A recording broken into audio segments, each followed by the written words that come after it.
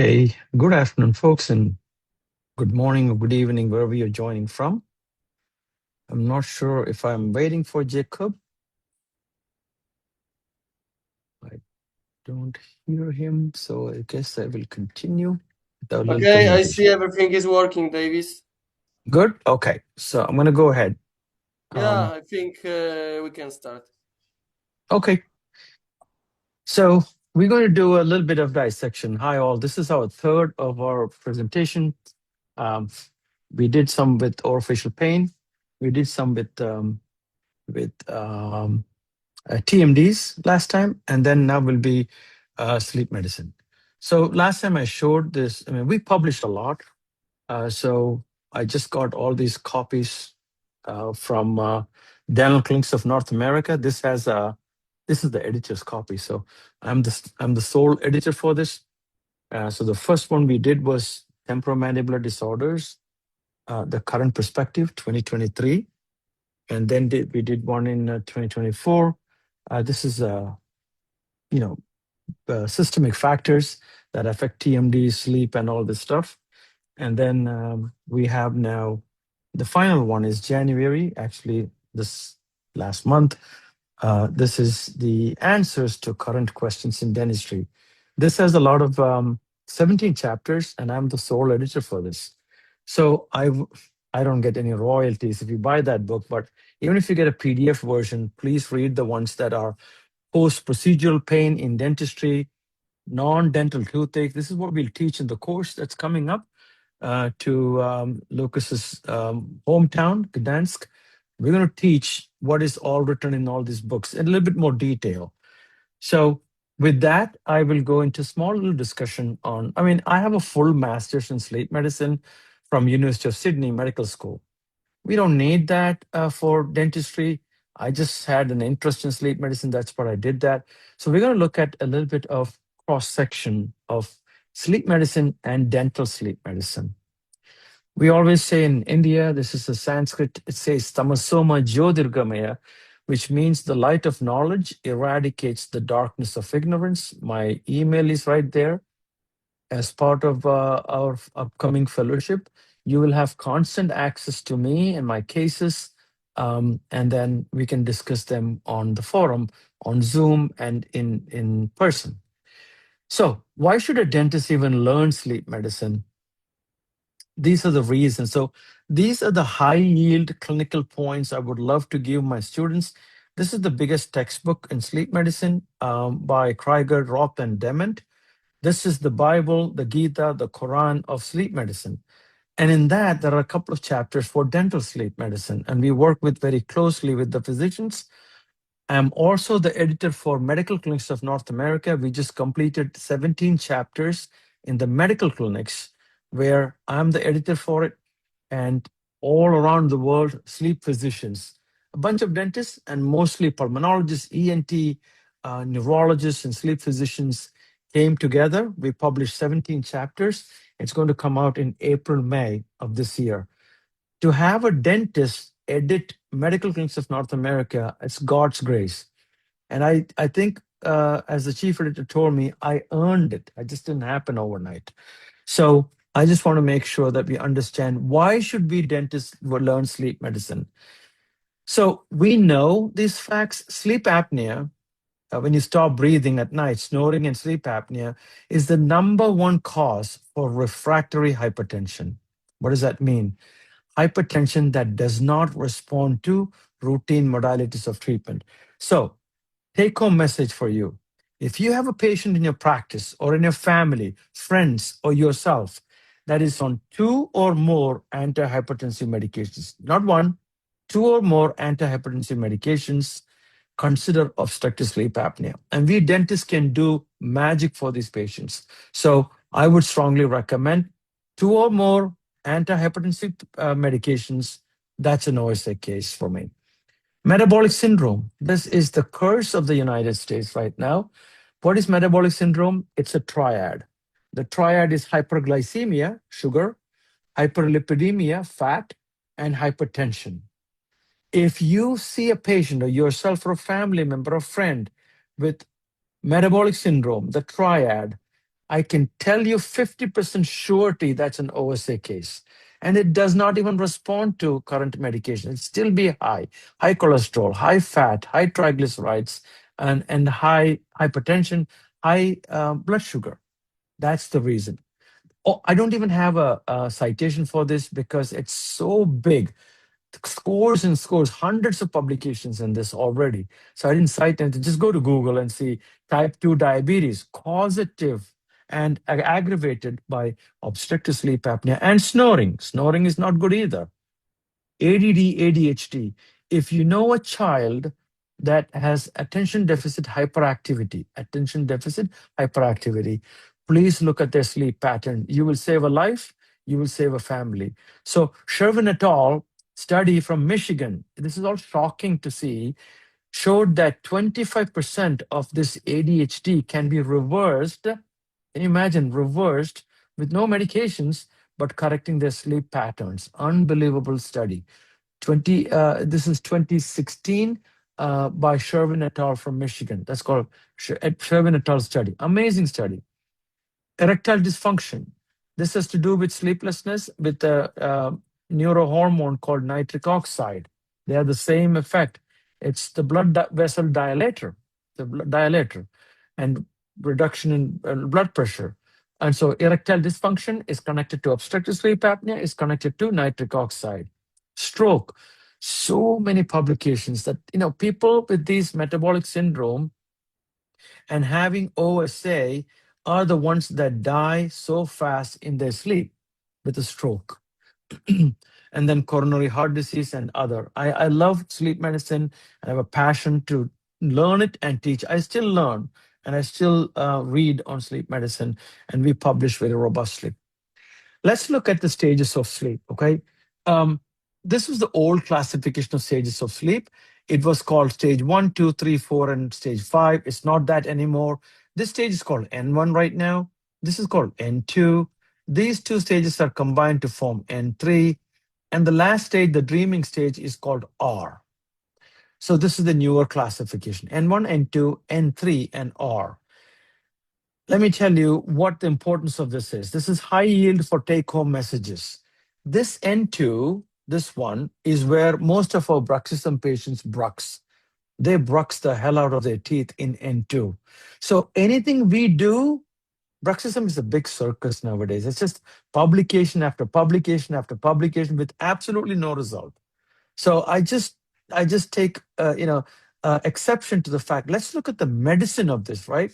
So N2 stage, if anything increases N2, including some coffee at night, some alcohol, some chocolate, anything at all, or getting very excited to do your taxes or homework or exam, the more N2, the more you will grind your teeth. It's just common sense. So this is the type of information that I teach you in the fellowship program.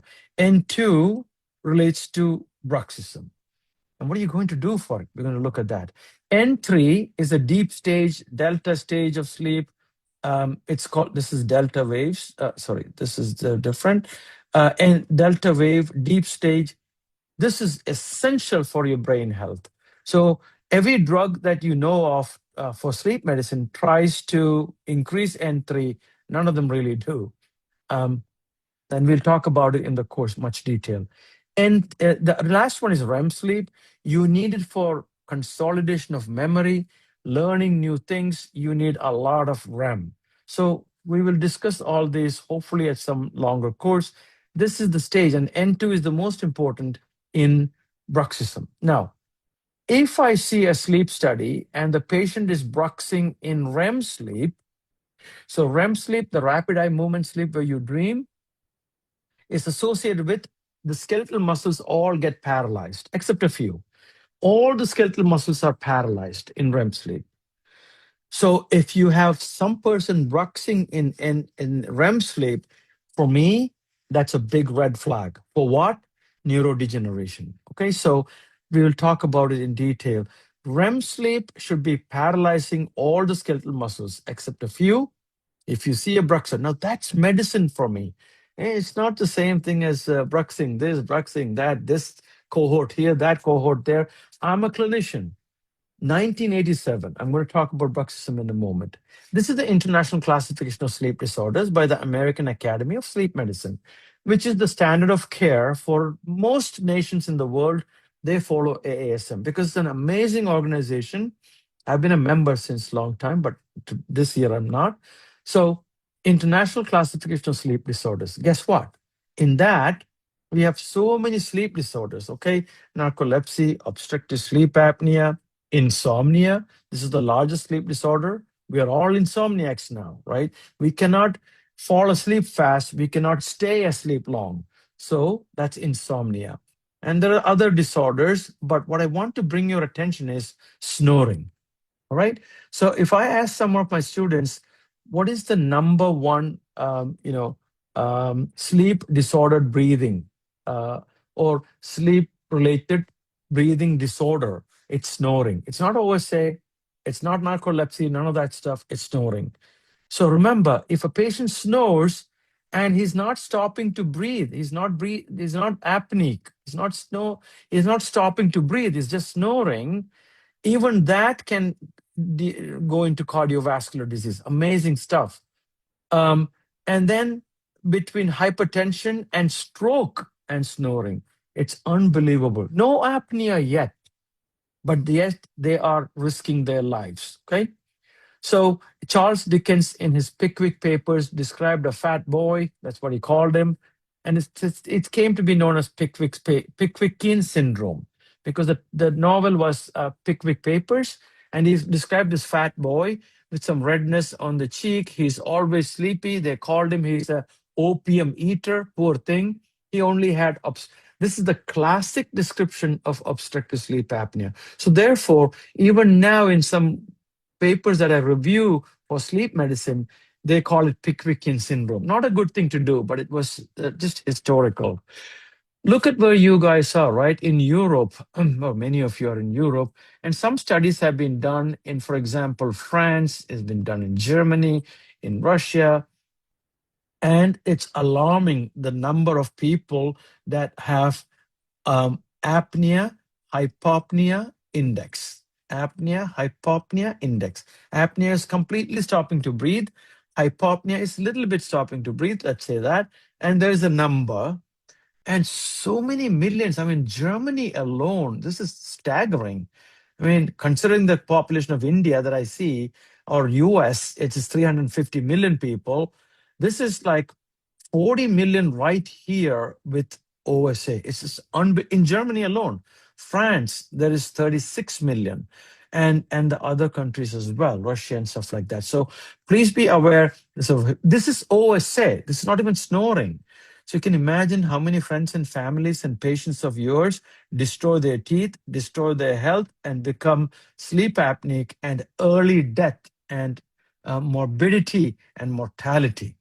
Huge numbers. It's staggering. Okay. So what do you see in people with sleep apnea? You see all of this. It's just common sense. Snoring, they don't sleep well, they're tired during the day, gasping, choking for breath. Husband or wife will notice the spouse stopping to breathe and they wake them up. Daytime sleepiness, it's a killer of human beings right now. And you can have crowded posterior airway when you look into the mouth. A short, thick neck is really OSA case, okay? OSA case. So what are the red flags for you as a dentist? It's amazing. Patient on multiple blood pressure medication. That is the number one cause that you will see to screen that patient. That's your number one cause for you to screen that patient, and we're going to treat those patients, okay? Signs and symptoms of bruxism. Again, it's a big circus with hundreds of papers for what? I'm going to talk about that. Patients complain of tiredness. It's a big thing, right? Patient sleeps in a chair. Um, Although, and you think, or I think as a dentist that, oh, he's so comfortable with me. No, it's not. He's an obstructive sleep apnea case. He's killing himself, or a snorer, right? Failure of restorations that are otherwise textbook. You know, the class 5 lesions that we fill class 5s, um, the porcelain veneers that get debonded. It's big. And with OSA does come bruxism. So there's a little literature on that. Okay.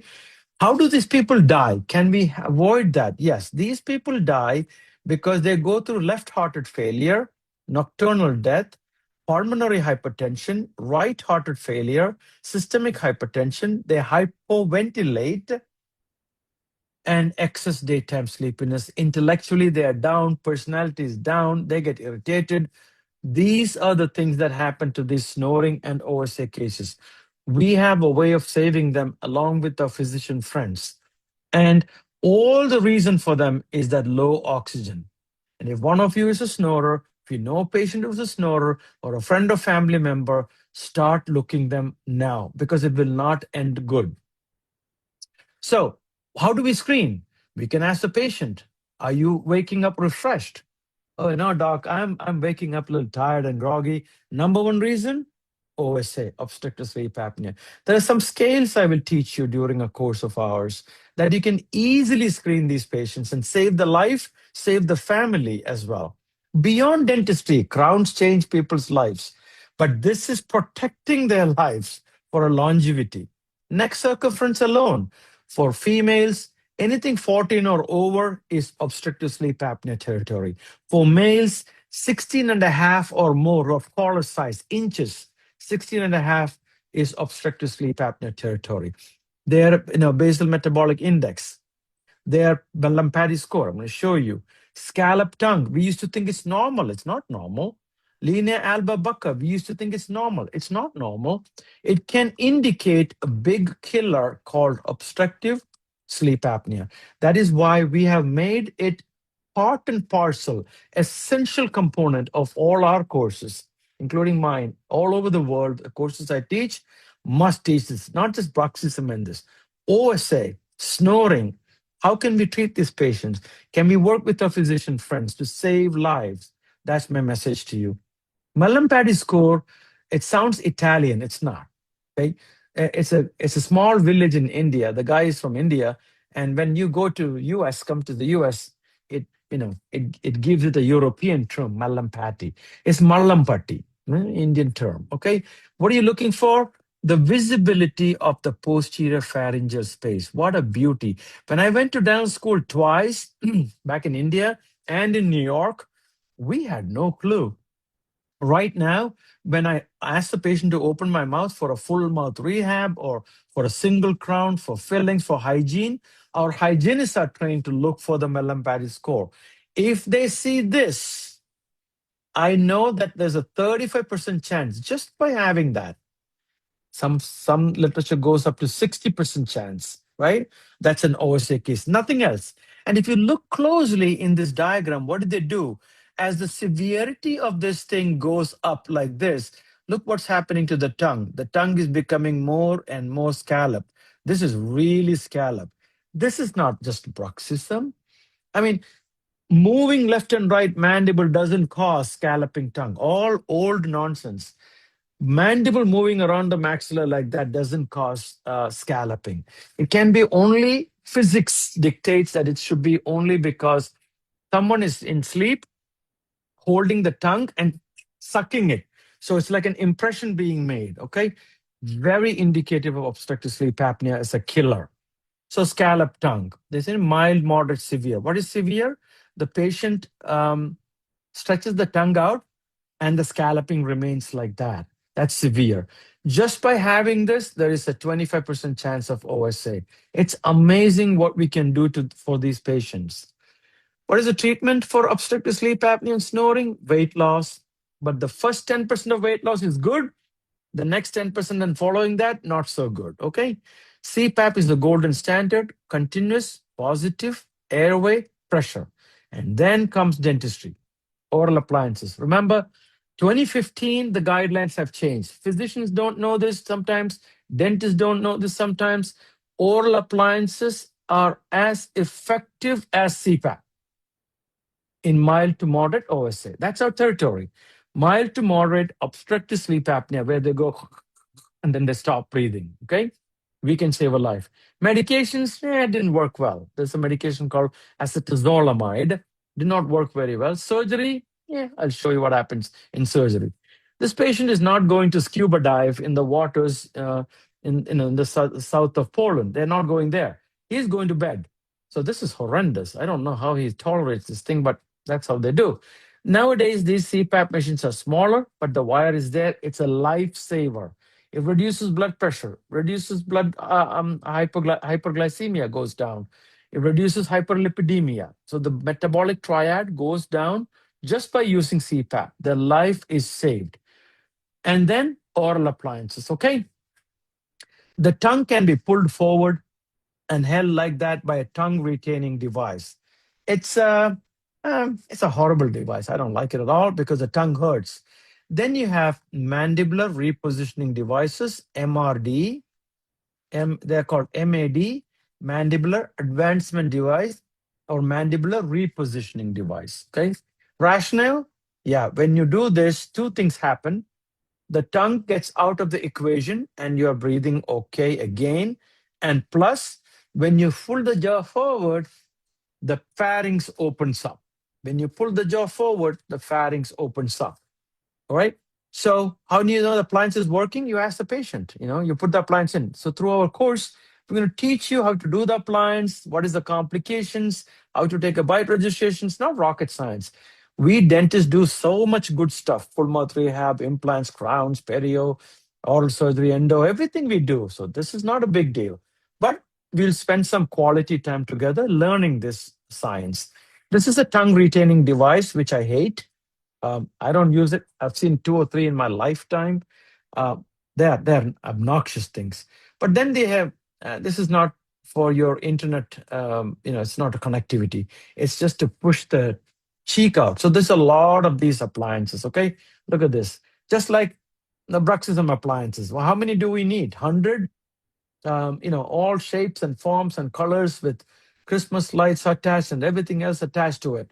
But we're going to learn a couple of good ones. For example, herbs appliance. I mean, this is approved by the FDA and everything in here. The tap appliance or modifications of the same. The dorsal appliance. It looks like a dorsal fin of a fish. So and there are so many. This is a simple appliance. Even this appliance that is not fully titratable saves life. So we're going to talk about that in the course. Surgery. This is called uvulo, palatopharyngoplasty. UPPP. Okay. This is what it looks like. Horrible surgery. Horrible. I don't advise it on my enemies. And then in a Down syndrome case like that, you might want to just cut off the tongue. There's nothing else you could do, or put a trach through, tracheotomy. So what can you do? You cut the tongue off because there's nothing else you can do, right? Or the tracheotomy for this little child. That's what they did. Nothing else you could do. Okay, so nutshell, obstructive sleep apnea is a range of comorbid conditions. It only destroys lives. Recognition is important for comprehensive care for us. Competent dentists. We see these patients all the time. We can just look at the Mallampati score. We can look at linea alba. We can ask the patient, are you tired? And we can see the scalloping of the tongue, okay? And I think I wrote it down, if untreated OSA is potentially life-threatening, it's always, always life-threatening. And snoring is always going to go into OSA, 100% of the time. It's only the question of whether you gained the weight, whether your lady patient is now menopaused or other medical conditions set in. It's only a question of time. Okay, so that's how. And I think, and I know that screening for OSA and other sleep disorders begins with the dentist. And this is why medical clinics of North America asked the dentist to do a full textbook edition for them. That's God's grace. So we did that, and it's going to be published by April, May. You will see.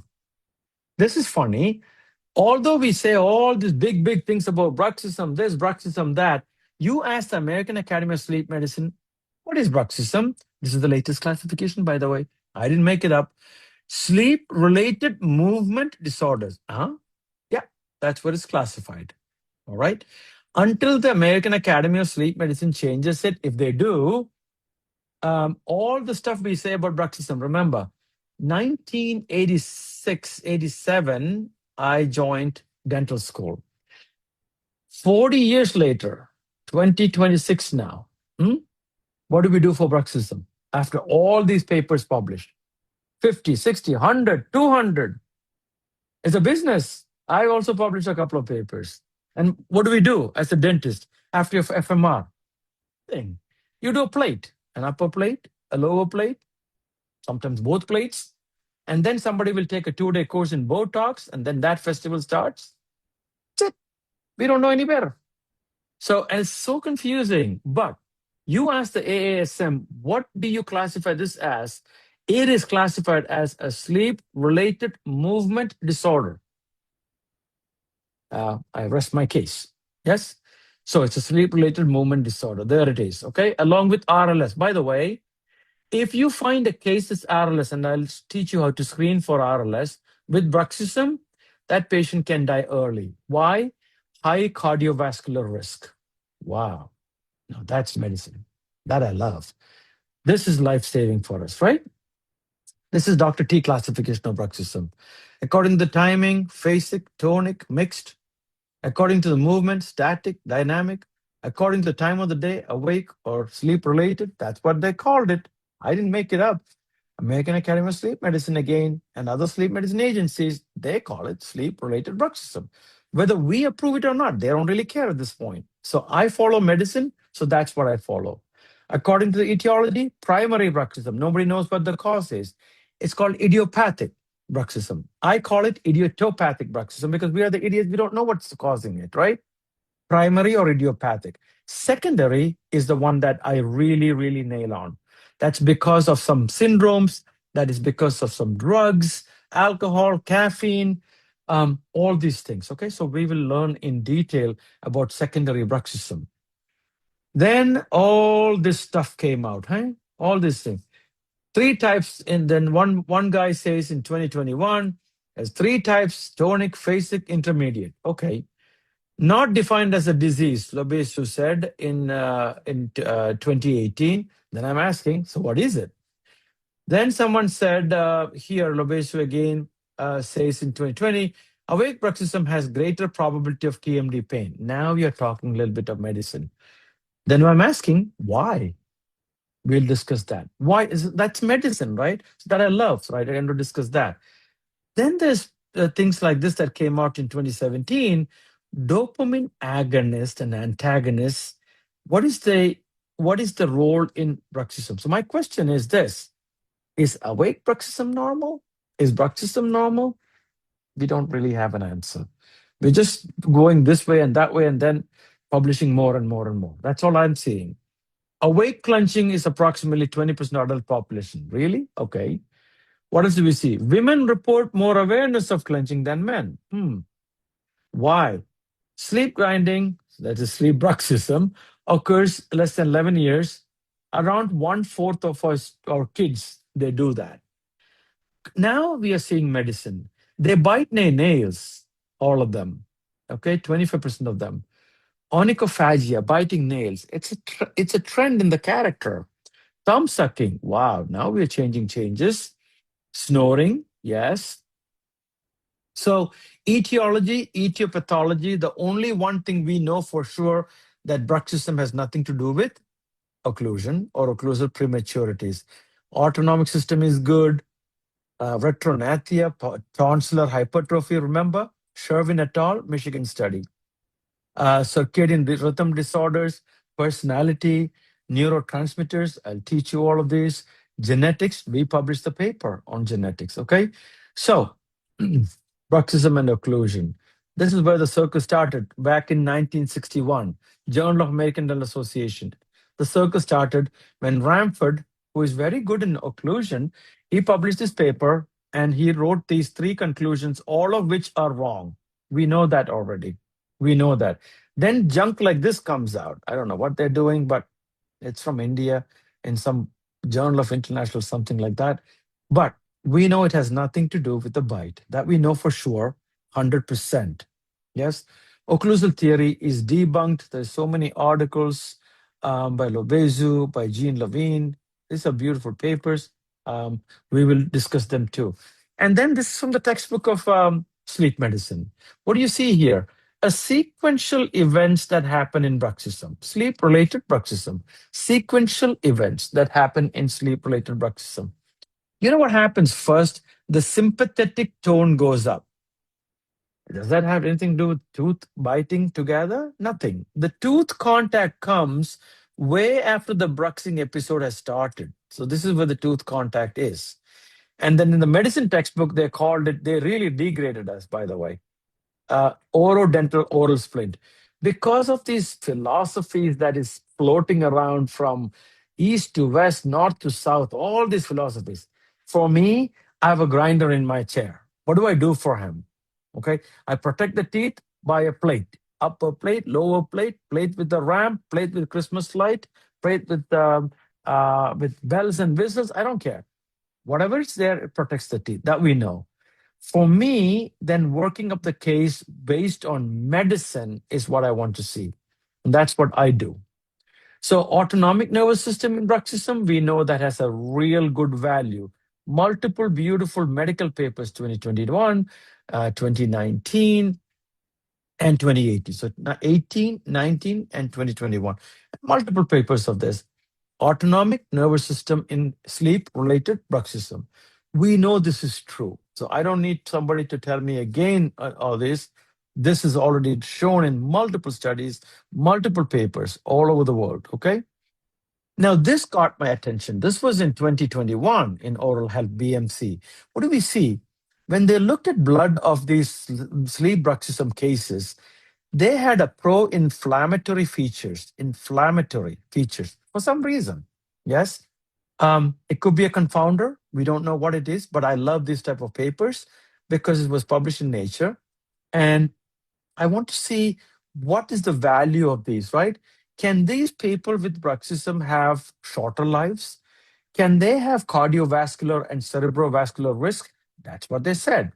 Because they took the blood out and they looked at C-reactive protein, fibrinogen, and other inflammatory markers. Guess what? They were high. And this is 2021. And multiple papers have published after this also. I love these papers because I'm looking at medicine as related to bruxism, okay? Not just another theory. Then we looked at four generations of bruxers in a case. And the fourth generation, the twin girls, one bruxed, the other did not brux. That is my case I'm looking for.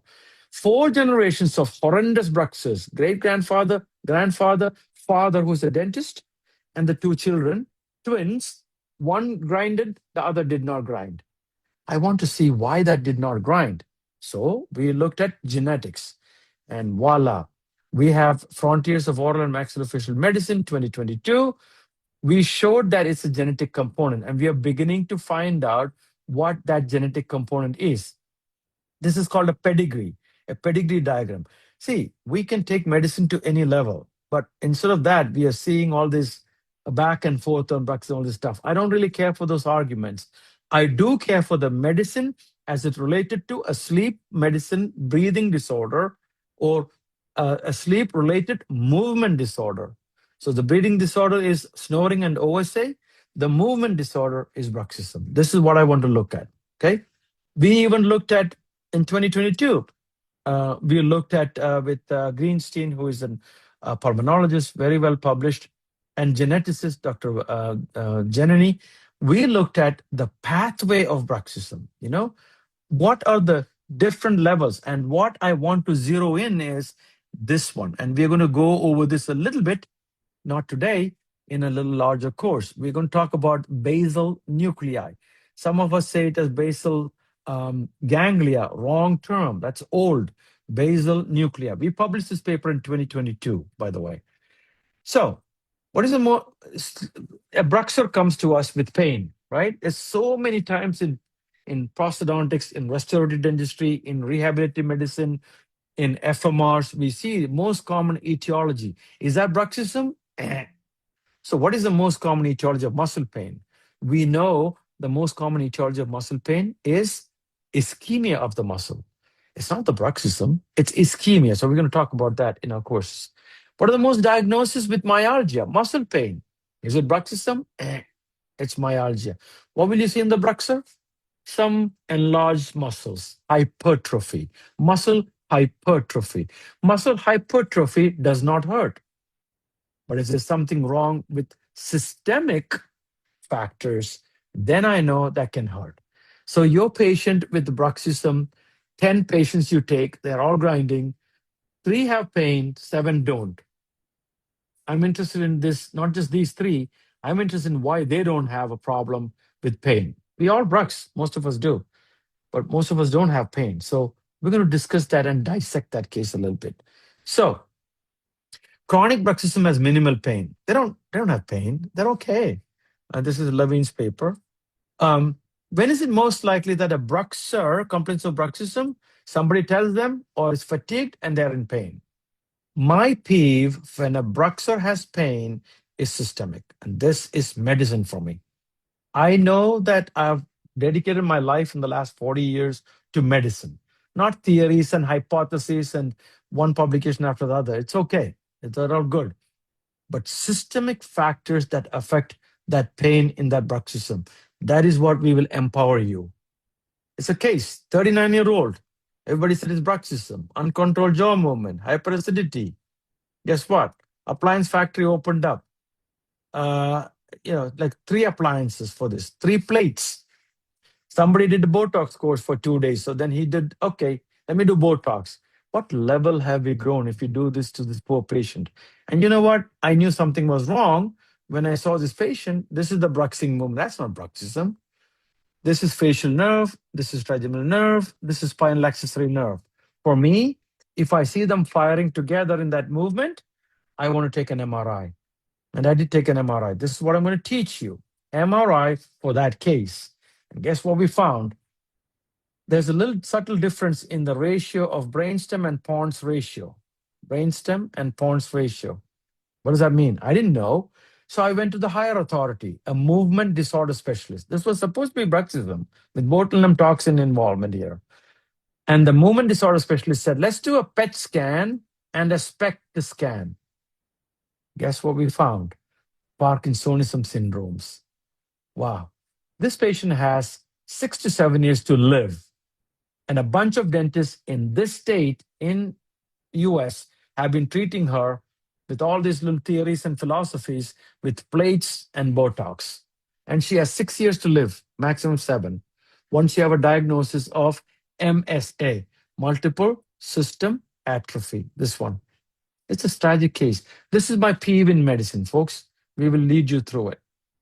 So remember, OSA can be related to the bruxer. That's my main thing in here. I want to see that this is sleep and breathing, amazing literature, 2020, right? Sleep and breathing. These are medical journals. So they are looking at our bruxism, which is classified as a sleep-related movement disorder. That's a classification right now. I love the balloons. That's a classification right now. Okay. Assessment, what can we do? Bed partner, clinical findings. Maybe we can order a polysomnograph if we think that it is related to OSA. Okay. That means we treat the OSA, definitely, because that's a killer. Bruxism doesn't kill. This is the polysomnograph, the sleep study, and look at the chin movement. This is all bruxism here. Very strong earthquake like bruxism. So we know that. We can do it. The tough case is this pediatric bruxism. What do? Right? So we'll give you some ideas. One study said it was parasitic infections, and we know that's not so true. But I want to look into the secondary bruxism because of their adenotonsillar enlargement and OSA. So obstructive sleep apnea in children, it is not CPAP we do. It's not mandibular appliances. It is adenotonsillectomy. They take the adenoids and the tonsils out. And it has an effect on craniofacial morphology of these children. So we'll talk about that. We can prevent this. Now, my peeve is medicine. So I looked into secondary bruxism, the causative factors. So many, many, many reasons. And this is what I want us to try to find out. Not just another theory for bruxism. Why is this REM sleep behavior disorder? You know what this means? Parkinsonism, right? That's what I want to go. That's the level us dentists should take ourselves to, work with physicians and bring a closure to the patient's medical problem. Secondary bruxism. Look at the drugs can cause it. Alcohol, nicotine, caffeine, amphetamine for poor ADHD kids. We kill them. Lithium, all SSRIs, selective serotonin reuptake inhibitors, antidepressants, all of them make them blux. What if your patient has hypertension? Someone has put on calcium channel blockers, eh? Nifedipine, amlodipine, famodipine, arbidipine, all dipines can cause bruxism, secondary bruxism. That's my power for medicine. Look at Brad Pitt. This is years ago, pretty good. And then look at that one, right? It's not painful. It's just that hypertrophied. Muscle hypertrophy is not painful in medicine. In which case, if that was painful, then Arnold Schwarzenegger would be crying every day. So it's not true, okay? Hypertrophy has nothing to do with pain. As a matter of fact, the ones with the pain are hypotrophic, less muscle bulk. Look at what it does to us, right? Tooth wear, hypertrophy. Look at this lady. Comes like this. This is her profile. And boom, the muscles bulge out, right? Scallop tongue. We have fractures. We have fractures of the post and core and crown. We have linea alba bucca. This is what we will see. Implant failures, teeth. This is Dr. Lucas's, Dr. Lastman's purview. What we're going to add on to that is what else can you find out about these patients, right? We will subtly introduce both together. I love working with my dental students and dental friends. Not that I'm an OFP specialist. Who the hell cares? I like to work with my endodontist, my FMR dentist, my prosthodontist, restorative dentist, periodontist. This is our spectrum. We work as a team, interdisciplinary. That's why we treat bruxism. Management, some short-term muscle relaxant. You can put appliances to protect. Polysomnograph if you suspect obstructive sleep apnea. Then we reconstruct. And once you reconstruct, you have to put a plate in. There's nothing else you could do, right? Medical referral, that I will show you how to dissect the case medically, because I'm a medicine man. All these concepts I love, but I want to see medicine in this. Occlusal splints, they all work. Upper, lower, soft, hard, with ramp, without ramp, whatever the heck, they all work. I'm not very excited when I see them.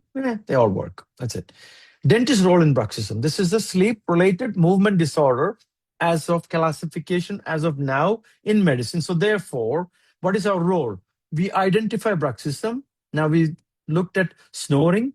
We looked at obstructive sleep apnea. What do we do with bruxer? Identify, look for comorbidities, because that is the one that will kill them. Look for comorbidities, obstructive sleep apnea, restless leg syndrome, cardiovascular disorders, movement disorders. Okay, that's what we look for. Manage pain, if any. Many of them don't have pain, but if they have, let's manage that. Protect the dental structures and prosthesis. Yes, make a plate. Refer as necessary, and we need to do research. Where do we stand? There is no current reliable diagnostic criteria for sleep or wake bruxism. People go from this end to that and they discuss all that stuff. 1986 to 2026, it's still pretty much all the same. I don't see any difference. Confusion's classification of sleep bruxism. I brought up my own little classification just for clinicians to understand the concept. No good data, literature on systemic factors that can cause myalgia and arthralgia. We don't have it for the jaw.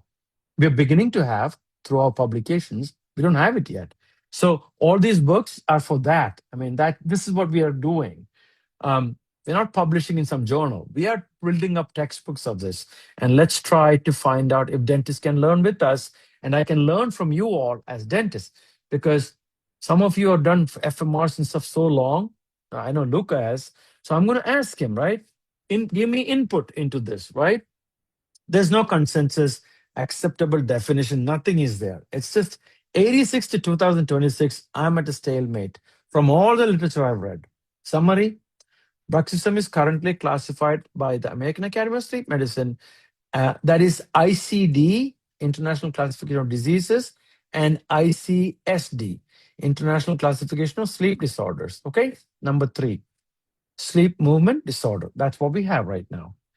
It's nothing to do with the patient's bite or occlusion or interference, nothing like that at all. Zero. Manage conservatively as much as you can, and please look for comorbidities, which is the killer in this case. Future directions, what do you want to do? We need some type of an acceptable definition, a little bit of classification. Let's assess it. Simple assessment for a clinician, not like this RDC TMD level of 5 pages, this and 5. No, just simple assessment. Then you and I, as dentists, because most of us are not OFP specialists, dentists need to say, what do I do with this information, right? We need that. We don't have that yet. Comorbidities, this is my specialty here. I want to see the comorbidities. I want to see if the bruxism is just idiopathic or idiotopathic. Am I the idiot in the room? I want to find out. Bruxism as a movement disorder. We don't have a clarity because all the medical folks you talk to, for them, it's in the movement. Oh, that's what they have said, AASM. It's not corrected yet. Best practice management for SRB. Real knowledge makes you humble. Ignorance is not an excuse. This is my third of the 4 things that we had online. And we are so glad that you joined us today as well. I love medicine. Again, one more time. And if I don't know the answer in medicine, you are asking me a question, I promise you, where's the special effects? Boom. I promise you, I will do my diligence to find that answer from medicine, from the literature, that I promise you. So with no further ado, thank you all for joining. I think Luca was joining on a phone or something. If there is any questions on this, we can try to fulfill it. If not, then I'll close. Any questions? There is no questions on Q&A, but we can Fantastic. wait a moment. Yes, if you Sure. guys want to ask some questions, you have a Q&A option. Please write down Yes. their questions, and Davis will try to answer. Yeah. Jacob, if there is no questions at all, it means one of the 2 things. Number 1, they understood everything. Number 2, they didn't understand a thing. I I think hope that was the first it's option. number 1. Number 1, not number 2. I believe that you have explained everything well. Fantastic. All right, so join the course. I'll see you in March, April for online, 150 hours, and in Gdansk with Dr. Lucas and Jacob on site. We're going to have a lightning course on this. I will send information Please about the do. course to everyone who attended Yes, this please do. webinar also. Okay. Thank you, Jacob, and thank you, folks. Be well. Thank you much. We are in Bye. touch. Take care. Yeah.